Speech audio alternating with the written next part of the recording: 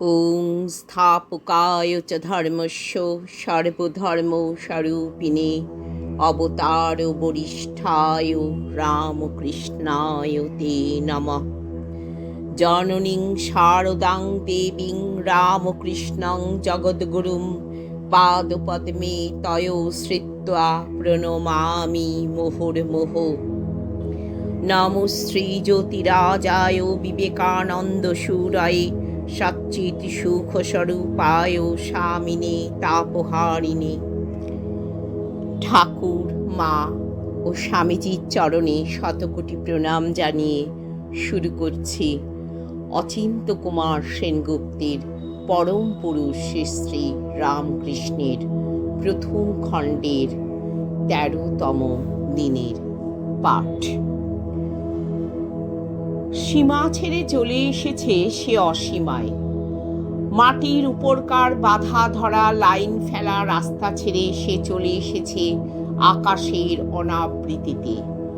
ক্রিয়াকর্মের শাস্ত্র থেকে সর্বার্পণের অশাসনে, বৈধি ভক্তি থেকে পরমা প্রেমরূপা ভক্তিতে, শুধু সন্তরণে নয় নিমজ্জনে। ইন্দ্রিয় বিষয়ে অবিবেকীর যেমন আগ্রহ, সেই পরানুরক্তির ঈশ্বরে, সর্ববন্ধন বিমোচনে। মা মা যে করো, মাকে দেখতে পাও তুমি? নরেন্দ্রনাথ জিজ্ঞেস করল ঠাকুরকে। জিজ্ঞাসার মধ্যে যেন বা একটু অবিশ্বাসের রহস্য। দেখতে পাই কি রে? মার সঙ্গে বসে কথা কই, খাই, মার পাশটিতে শুয়ে ঘুমোই। নরেন্দ্রের স্বরে তখনও প্রচ্ছন্ন বিদ্রোহ। ঈশ্বরকে দেখা যায় কখনো? কোথায় সে? নিচে, উপরে, পিছনে, সামনে, দক্ষিণে, উত্তরে, স এবেদং সর্বমিতি, ভিতরে বাইরে, বহিরন্তশ্চ ভূতানাম, আব্রহ্মস্তম্ভ পর্যন্ত তিনি। অশরীরং শরীরেষু অনবস্থেষু অবস্থিতং। দেখবি বই কি, নিশ্চয়ই দেখবি। তোর এমন চক্ষু তুই দেখবি নে। প্রতাপ হাজরা দক্ষিণেশ্বরে আস্তানা গেড়েছে। সে হচ্ছে নগদ বিদায়ের সাধু। তার মানে ধর্মকর্ম করে, কিন্তু সবসময় প্রত্যাশা করে কিছু চাল কলা। যদি কিছু পার্থিব উপকার না হয়, তবে কি হবে এসব জপ তপে? সব খাটনিরই মুনাফা আছে, আর এর বেলায় শুধু লবডঙ্কা। যদি জপ তপ করে কিছু সিদ্ধাই হয়, তবে হয়তো সংসারের অবস্থাটা ফেরানো চলে। মনে মনে এই কামনা নিয়েই বসেছে পূজার্চনায়। হাজরা শালার ভারী পাটোয়ারি বুদ্ধি। ঠাকুর সাবধান করে দিতেন ভক্তদের, ওর কথা শুনিস নে তোরা কেউ। কিন্তু হাজরার কথা নরেনের মন্দ লাগে না। এই লাভ লোকসান খতিয়ে দেখার কথা, যুক্তিতর্কের মধ্য দিয়ে স্পর্শসহ সিদ্ধান্তে এসে পৌঁছনো, স্তবের সঙ্গে সঙ্গে বাস্তবেরও হিসেব নেয়া। দেহ যতক্ষণ আছে ততক্ষণ সন্দেহ তো থাকবেই। হাজরার কথা তাই একেবারে ফেলনা নয়। जो कुछ है सो तू ही है, এই গানটা গা তোরে নরেন, ঠাকুর ফরমাস করলেন। নরেন গান ধরল, তাকে দিয়ে গান গাইয়ে ছাড়লেন ঠাকুর। সর্বং খলবিদং ব্রহ্ম, যা কিছু তুই দেখছিস তোর চোখের সামনে, সব তিনি। গাছ, পাখি, মানুষ, পশু, সব। আকাশ, মাটি, বাতাস, আগুন, জড়, চেতন, সমস্ত। নিত্য নিত্যানাং চেতনশ্চেতনানাম। তিনি সর্বব্যাপী, সর্বাতীত, স্বয়ং প্রকাশ। কে ঈশ্বর? কে ঈশ্বর? অল্পতার শেষ সীমা পরমাণু, আর বৃহতের শেষ সীমা আকাশ। তেমনি জ্ঞান, ক্রিয়া, শক্তির অল্পতার পরাকাষ্ঠা ক্ষুদ্র জীব, আর তার আতিশয্যের পরাকাষ্ঠা ঈশ্বর।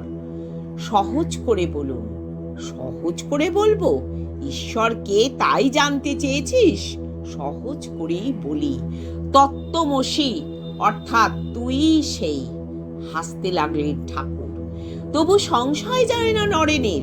সংশয় থাকলেই মীমাংসা। নির্ণয় তো সংশয় সাপেক্ষ। সংশয় আছে বলেই সংসার বিচার, আত্মবিচার। থাক তুই সংশয়ে। নরেন বারান্দায় এসে বসলো হাজরার কাছে। তামাক সাজছে হাজরা। হুঁকোটা বাড়িয়ে দিল নরেনের হাতে। এক মুখ ধোয়া ছেড়ে নরেন বললে, বলে কি অসম্ভব কথা, হে কখনো হতে পারে? কি বলে? হাজরা কটাক্ষ করলো। বলে কিনা ঘটি বাটি থালা গ্লাস সবকিছু ঈশ্বর, যা কিছু দেখছি চোখ মেলে তাই নাকি তাই, এমনকি আপনি আমি আমরাও নাকি। হাসির রোল তুলল হাজরা।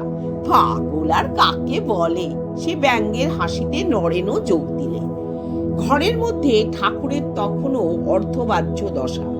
সে সব্যঙ্গ হাসির শব্দ তার কানে এলো। তিনি নিমেষে বালকের মতন হয়ে গেলেন। পরনের কাপড়খানি বগলে নিয়ে বেরিয়ে এলেন বারান্দায়। কি বলছিস রে নরেন? হাসতে হাসতে কাছে এসে নরেনকে ছুঁয়ে দিলেন ঠাকুর। ছুঁয়েই সমাধিস্থ হয়ে গেলেন। আর নরেনের কি হলো? কি যে হলো কে বলবে? চোখের সম্মুখ থেকে একটা পর্দা উঠে গেল, যেন চেতনান্তর হলো। নিম্নস্থ দুই চক্ষু বুজে গিয়ে জেগে উঠল ললাট অর্ধ তৃতীয় নয়ন। চেয়ে দেখল বিশ্ব ব্রহ্মাণ্ডে ঈশ্বর ছাড়া আর কিছু নেই। ধূলিকণা থেকে আকাশ বিকাশ সূর্য পর্যন্ত সব কিছু ঈশ্বর। হে কি, চোখে ঘোর লাগলো নাকি? চোখ বুঝল নরেন। অন্ধকারেও সেই ঈশ্বর। তাড়াতাড়ি বাড়ি ফিরল নরেন। বাড়িতে এসেও সেই ভাব। ইট কাঠ দরজা চৌখাট সব প্রাণময়। খেতে বসলো। মনে হলো থালা বাটি ভাত ডাল সবকিছুর মধ্যে ঈশ্বর বসে আছেন। যিনি পরিবেশন করছেন আর যে খাচ্ছে দুই তিনি। ভাতের থালার সামনে নিষ্পন্দের মতো বসে রইল নরেন। কিরে, বসে আছিস কেন? খা, মা মনে করিয়ে দিলেন। খেতে শুরু করলো নরেন। কিন্তু যে খাচ্ছে সে কে? যাকে খাচ্ছে তাই বা কি? ভোর হলো, তবুও ঘোর গেল না। কলেজে চলেছে। রাস্তায় বেরিয়েও সেই বিচিত্র অনুভূতি।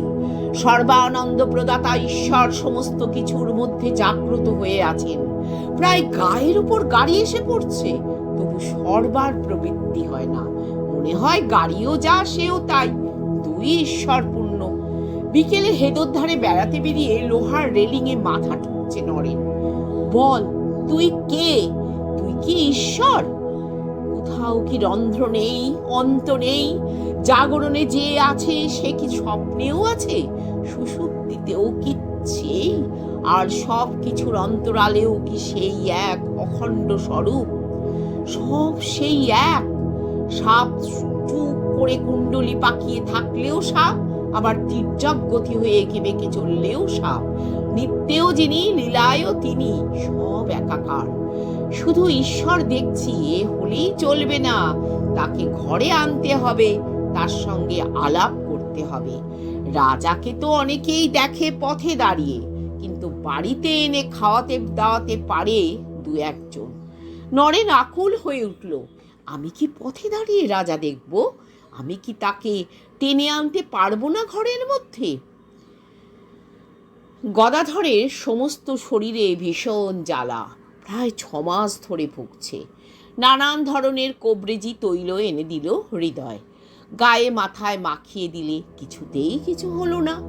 পঞ্চবটিতে বসে ধ্যান করছে গদাধর। হঠাৎ তার শরীর থেকে কি একজন বেরিয়ে এলো। খুটখুটে কালো, চোখ দুটো লাল, ভয় পাওয়ার মতন চেহারা, নেশাখোরের মতো টলে টলে পড়ছে। আরও একজন বেরিয়ে এলো পিছু পিছু। পরনে গেরুয়া, হাতে ত্রিশূল, প্রশান্ত মূর্তি। সেই ঘোর দর্শন কদাকারকে সে আক্রমণ করলে, নিপাত করলে। পাপ পুরুষ ভস্য হয়ে গেল। মথুরের কাছে রানী শুনলেন সব কাণ্ড কারখানা। ঠিক করলেন একদিন গদাধরকে দেখে আসবেন নিজের চোখে। তাই এসেছেন। গঙ্গায় স্নান করে ঢুকেছেন মন্দিরে। মার মূর্তির কাছে বসেছেন শান্ত হয়ে। গদাধরের গান বড় ভালো লাগে, তাই বললেন, একটা গান ধরো। গান ধরল গদাধর। রানী ধ্যানে চোখ বুঝলেন। হঠাৎ বলা নেই কওয়া নেই, গদাধর রানীর গায়ে এক চড় বসিয়ে দিল। ধমকে উঠল, এখানেও ওই চিন্তা? রানী হকচকিয়ে উঠলেন। এস্টেট নিয়ে একটা কঠিন মামলা চলছে। তারই কথা ভাবছিলেন ধ্যানে বসে। কিন্তু তাই বলে সামান্য একজন মন্দিরের পুরুত তার গায়ে হাত তুলবে নাকি? মন্দিরের খাজাঞ্চি গোমস্তারা উৎসুক হয়ে উঠল। এবার নির্ঘাত বরখাস্ত হবেন বাছাধন। কথাটা মথুর বাবুর কানে তুললে বিরক্ত হলেন অত্যন্ত। এ কি অশোভন ব্যবহার! হৃদয় ছুটে এলো মামার কাছে, ভীতকণ্ঠে বললে, এ তুমি কি করেছ? গদাধরের মুখে নির্মল প্রশান্তি। আমি তার কি জানি? মা বললেন এখানে এসেও ও বিষয় সম্পত্তি ভাবছে, একঘা বসিয়ে দে পিঠের উপর। তাই বসিয়ে দিলাম। মার কথা অমান্য করি কি করে? মথুর বাবুকে ডেকে পাঠালেন রাসমণি। বললেন, ঠিকই করেছে গদাধর, ওর হাত দিয়ে মা আমাকে শাসন করেছেন। সত্যি? হ্যাঁ, আর সেই আঘাতে হৃদয় আলো করে দিয়েছেন। ভক্তিভাবের 5টি প্রদীপ, শান্ত, দাস্য, সখ্য, বাৎসল্য আর মধুর, পঞ্চভাবেই সাধনা করছে গদাধর। শান্ত হচ্ছে ঐকাত্ম জ্ঞান, নির্গুণ সাধন। ষষ্ঠ নির্লিপ্ত ব্রহ্ম নিষ্পন্ন হয়ে বসে থাকো। আরগুলো গুণাত্মক, রাগ রঞ্জিত। দাস্য হচ্ছে শ্রীরামচন্দ্রের প্রতি হনুমানের ভাব। সখ্য হচ্ছে বাসুদেবের প্রতি অর্জুনের। বাৎসল্য হচ্ছে গোপালের প্রতি যশোদার। আর মধুর হচ্ছে শ্রীকৃষ্ণের প্রতি গোপিনীর। যার যেমন ভাব সে তেমনি দেখে। তমগুণী ভক্ত নিজে মাংস খায়, তাই ভাবে মাও পাঠা খাবে, তাই বলিদান দেয়। রজগুণীর বিস্তারে বিলাসে বিশ্বাস, তাই সে নানান ব্যঞ্জনে ভোগ সাজায়। সত্যগুণীর জাঁক নেই, জৌলুস নেই, তার পুজো লোকে জানতেও পারে না। ফুল নেই তো বেলপাতায় আর গঙ্গা জলে পুজো করে। শীতল দেয় 2টি মুড়কি কি বাতাসা দিয়ে। আর আছে ত্রিগুণাতীত ভক্ত, যে শুধু নাম করে, ঈশ্বরের নাম করায় তাকে পুজো করা।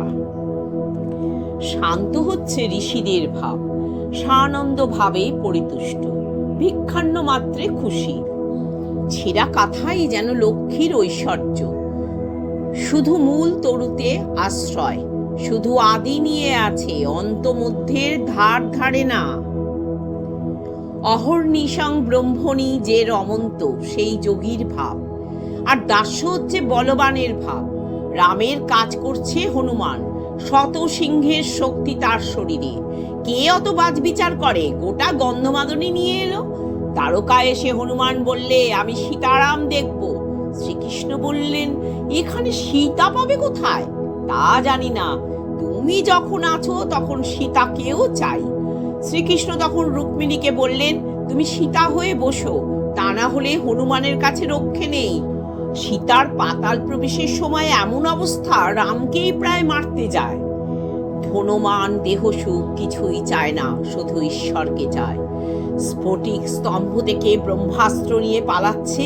মন্দোদরী অনেক রকম ফল দেখিয়ে লোভ দেখাতে লাগলো। ভাবলে ফলের লোভে যদি অস্ত্রটা ফেলে দেয়। কিন্তু হনুমান কি ফল বাড়ছে রে? বললে, আমার শ্রীরামই কল্পতরু, আমার কি ফলের অভাব? লঙ্কা জয়ের পরে অযোধ্যায় ফিরেছেন রাম সীতা। কত মিলন উৎসব, কত আনন্দ কোলাহল। পরিত্যক্তের মতো এক কোণে পড়ে আছেন কইকেয়ী। কই কই আমার কইকেয়ী মা কই? হনুমান এসে তাকে সংবর্ধনা করলে। ভাগ্যিস তুমি রামকে পাঠিয়েছিলে, মনের মানুষ হয়ে, তাই মনের মানুষকে পেলাম। ঈশ্বরের আনন্দে মগ্ন হলে ভক্তের আর হিসেব থাকে না। একজন এসে হনুমানকে জিজ্ঞেস করলে, আজ কোন তিথি? হনুমান বললে, কে তোমার বার তিথির খোঁজ রাখে? রাম ছাড়া আর কিছু জানি না। ঠাকুর, মা ও স্বামীজির চরণে প্রণাম জানিয়ে আমার আজকের পাঠ এখানেই শেষ করলাম। ওম শান্তি শান্তি ওম হরি ওম তৎসৎ।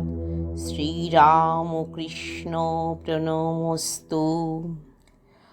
আমার পাঠ যদি আপনাদের ভালো লাগে তাহলে লাইক আর কমেন্ট করবেন। সবার মধ্যে ছড়িয়ে দিতে চাইলে শেয়ার করবেন, আর নিজের কাছে রাখতে চাইলে অবশ্যই সাবস্ক্রাইব করে রাখবেন। নমস্কার।